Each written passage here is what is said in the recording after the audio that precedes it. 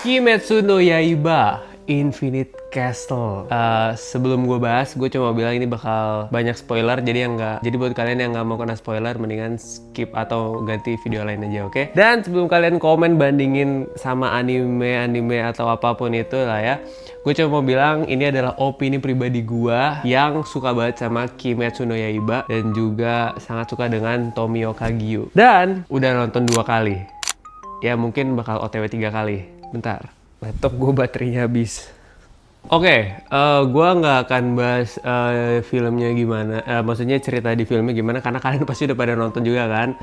Gue cuman bakalan bahas mungkin sisi bagusnya sama sisi yang kurang bagusnya mungkin ya. Jadi menurut gue nilai plusnya ya dari film ini. By the way, gue suka banget sama film ini ya. Ini sorry banget banyak distraksi omongan gue, karena banyak banget yang pengen gue sampaikan. Kayak gue suka banget sama film ini. Mungkin ini adalah salah satu film terbaik yang gue tonton di tahun ini. Ya mungkin bukan cuma tahun ini doang, tahun-tahun kebelakangnya juga. Salah satu film terbaik buat gue ya. Yang gue suka ya, yang gue suka di sini kita bener-bener dikasih apa ya, fight scene yang sangat memuaskan menurut gue. Ya selalu gitu sih, selalu gitu di Kimetsu yang pas Rengoku, pas Uzui Tengen, terus ini kayak fight scene-nya tuh selalu seru gitu, nggak ngebosenin sih buat gue ya. Dan lagi-lagi Ufotable mau masak banget, gila. Kayak 3D-nya tuh yang kayak tempat castle-castle-nya tuh pas ancur-ancur itu gila, itu kayak apa ya, bagus banget. Terus dicampur sama sentuhan-sentuhan 2D-nya dan juga kayak pencahayaan dari semuanya tuh masuk banget di mata gue ya. Gue suka banget, apalagi dengan art style-nya Kimetsu yang kayak kalau kalian lihat detail tuh karakter-karakternya ya. Gue suka banget kayak Kimetsu tuh tiap karakternya misalnya gambar biasa nih, muka karakternya lah gitu. Di garis-garis di line artnya tuh dia kayak ada yang tebel banget terus tiba-tiba tipis sesuai dengan apa ya? Ya pokoknya itulah. Itu gue suka banget ngeliat itu, kayak jir keren banget. Kayak lu bikinnya tuh pakai kuas gitu. Kayak pakai kuas tuh kayak gitu. Kuas apa ya? Pokoknya beda lah gitu. Garisnya nggak konsisten. Itu ngomongin detail gambar karakternya ya. Oh ya, gue nangis 2 kali by the way. Ya gue sambil cerita aja lah ya pengalaman gue nonton. Pertama kali nonton, gue nonton sama teman-teman gue di Starium. Dan itu first time juga gue nonton di Starium CGV yang layarnya tuh sampai gede banget, sampai pojok gitu. Ya itu experience baru dan seru sih. Dan gua nangis 2 kali di situ. Yang pertama pas Shinobu mati, dan yang kedua pas flashbacknya Akaza. Itu gua kena juga di situ. Ya mungkin banyak yang bilang kayak, "Bang, kebanyakan flashback ini lah," gitu ya. Memang gua mengakui ini flashbacknya Akaza ini panjang banget.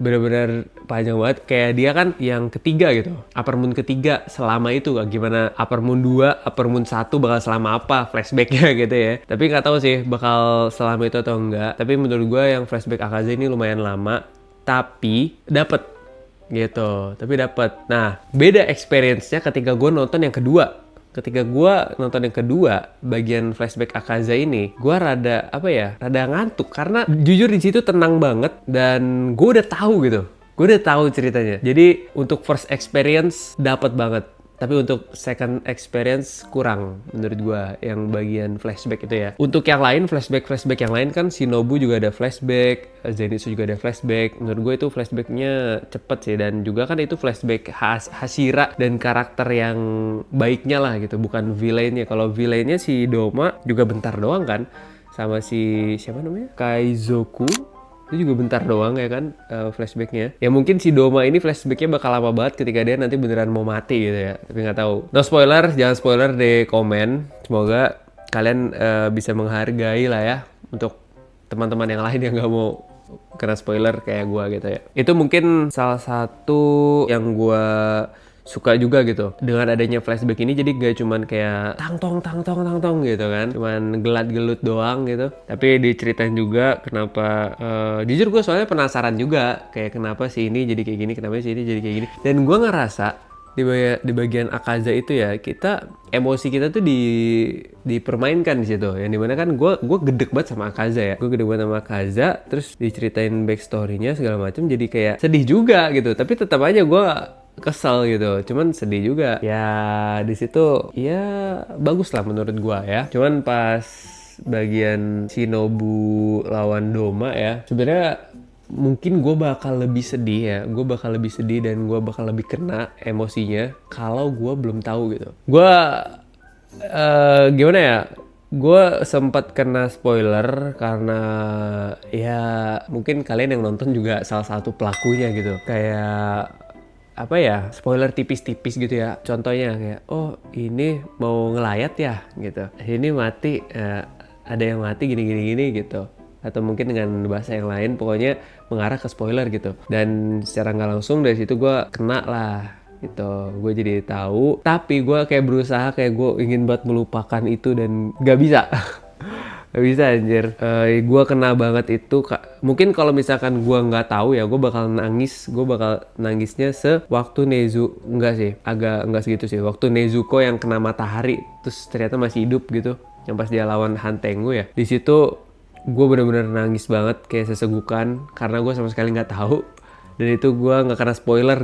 Gue nangis, gue sedih, tapi gue ngerasa seneng karena emosi yang mau disampaikan sama si kreatornya atau ya pembuatnya sampai ke gue gitu, sampai berhasil. Dan gue seneng banget kalau misalkan kayak gitu, entah di film apapun itu ya. Kalau misalkan udah kena spoiler atau segala macam, pasti nggak akan segitunya. Makanya spoiler tuh bahaya banget menurut gua. Bisa merusak merusak karya orang lain lah. Walaupun ya kelihatannya harmless, tapi menurut gua sangat tidak suka dengan spoiler. Gue benci spoiler. Dan karena gua nonton rame-rame juga pas Shinobu mati, gua kayak sedikit menahan nangis gitu. Gua nangis.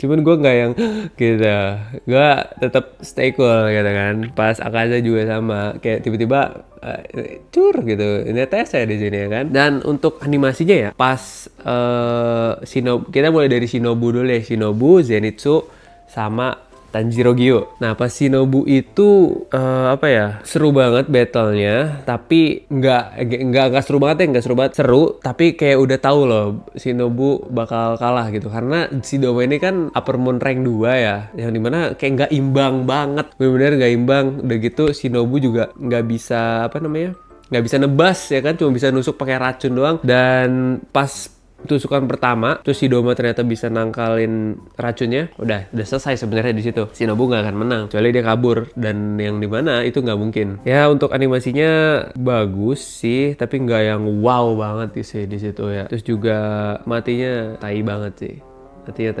damn. Nah itu untuk yang Shinobu ya. Terus yang pas Zenitsu, nah pas bagian Shinobu lagi abis Shinobu mati kan langsung pindah scene ke Zenitsu. Nah gue kira Zenitsu bakal ke situ, karena gue jujur nggak tahu Zenitsu bakal ketemu siapa. Ternyata malah ketemu si Kaizoku, siapa namanya gue lupa. Ya itulah yang abang-abangannya itu gitu.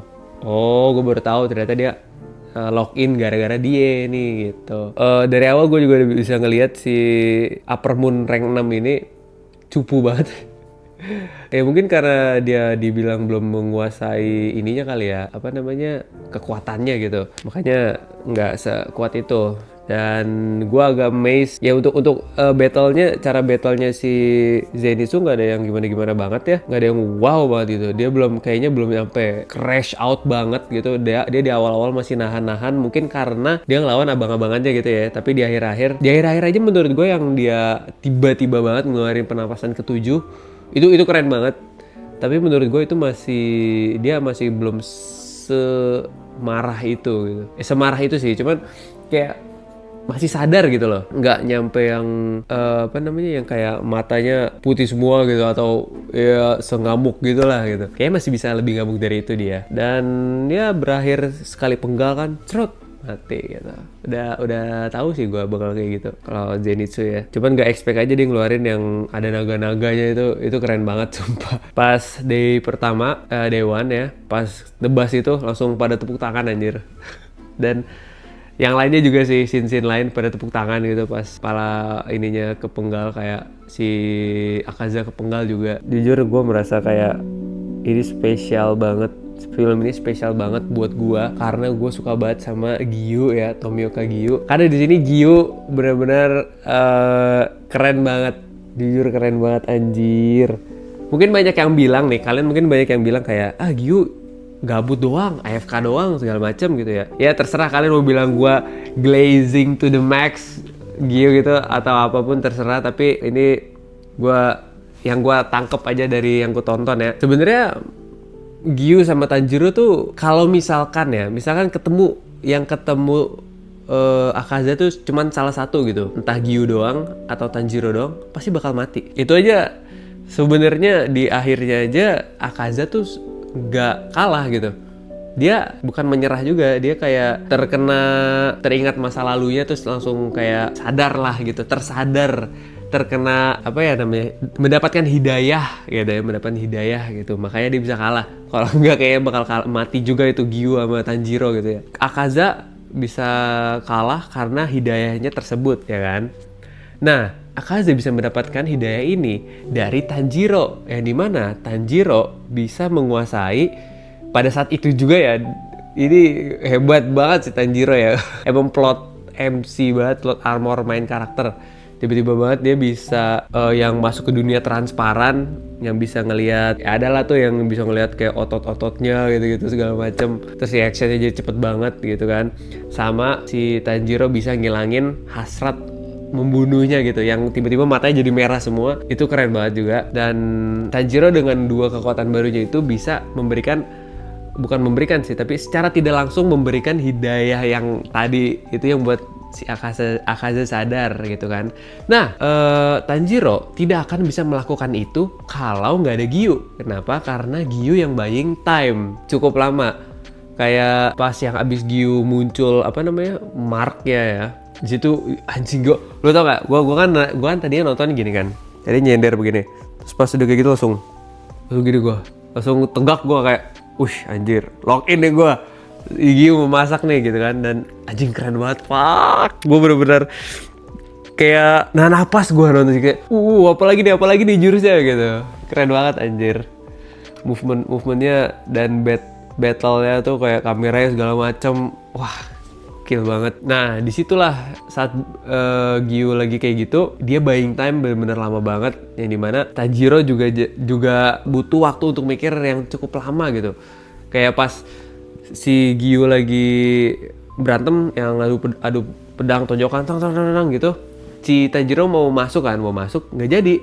Nah di situ mulai buying time ya menurut gua gitu. Jadi kayak bagus lah gitu, semuanya nggak ada yang kayak cuman bengong, nggak ada yang cuman terlalu OP apa segala macem gitu. Kayak semuanya berguna lah di situ gitu. Wah gila sih, jujur gue masih kayak nanti kalau misalnya udah ada di platform nonton ya yang legal, gue bakal nonton lagi sih. Jadi gue pengen ulang-ulang scene Giyu anjir, pernapasan ke-11. Gue akan menghafalkan pernapasannya Giyu dari 1 sampai 11. Dan selama pertarungan Akaza dan Tanjiro dan Giyu, gue salutnya mereka tuh sama-sama bisa tenang gitu.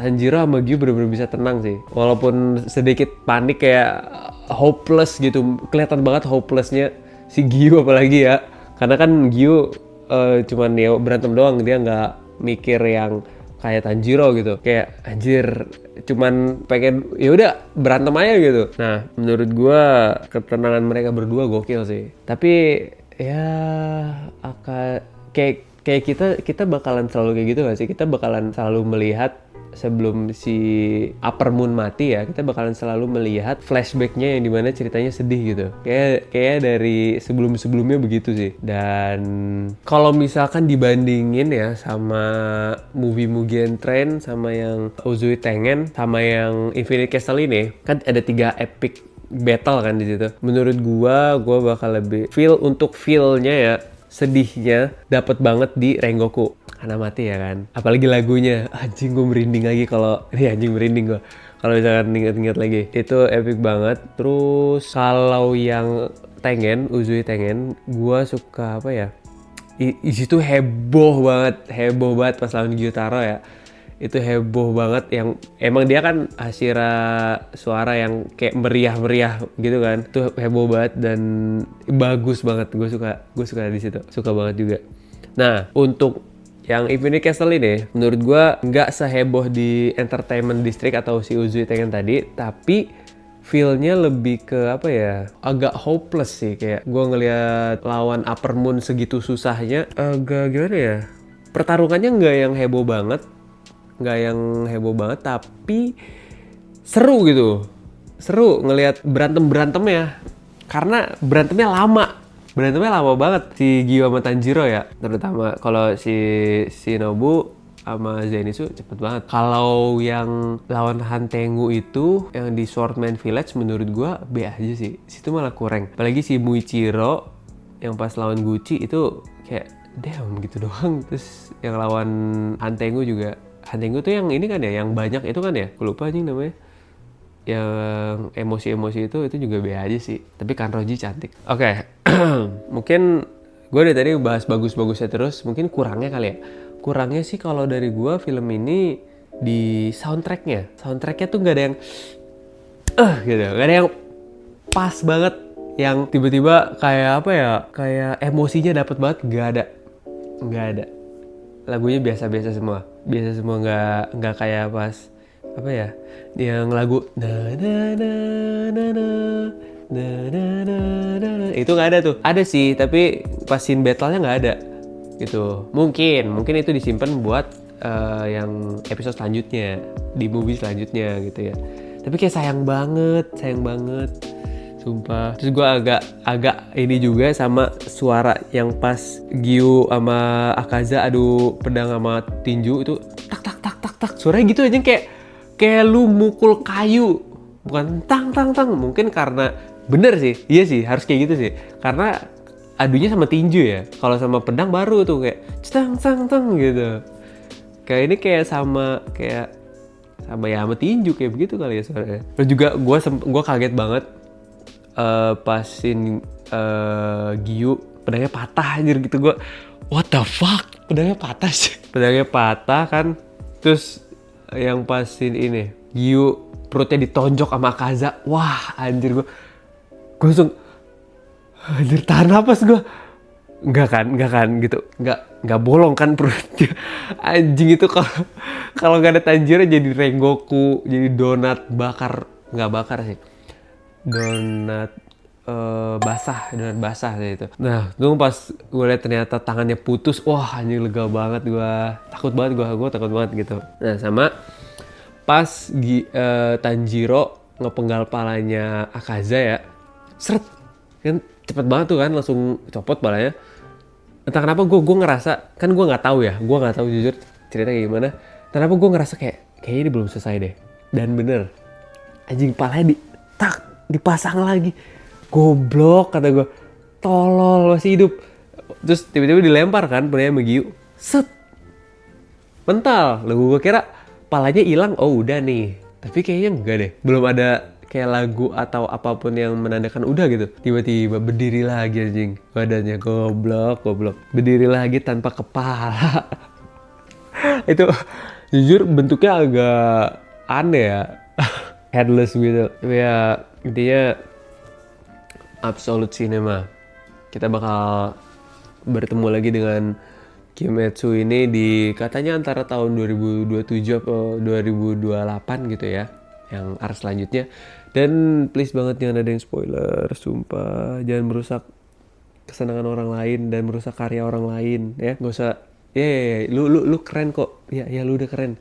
Nggak usah merasa so keren, so edgy, atau biar terlihat apa gitu ya. Wih, gue spoiler nih gitu. Nggak, lu udah keren di tongkrongan, lu udah keren kok. Udah cukup ya, nggak usah.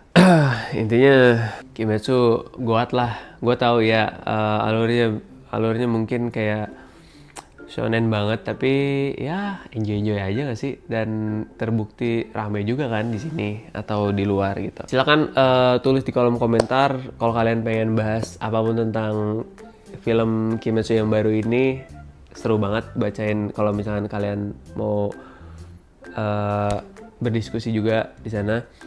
Tolong tapi jangan spoiler dan ya nggak usah banding-bandingin sama yang lain lah ya. Ya gitu aja sih. Mungkin kalau kalian punya saran juga, mungkin kalau kalian punya saran juga buat gua ngebahas apa lagi, atau kalian pengen gua ngebahas apapun itulah ya.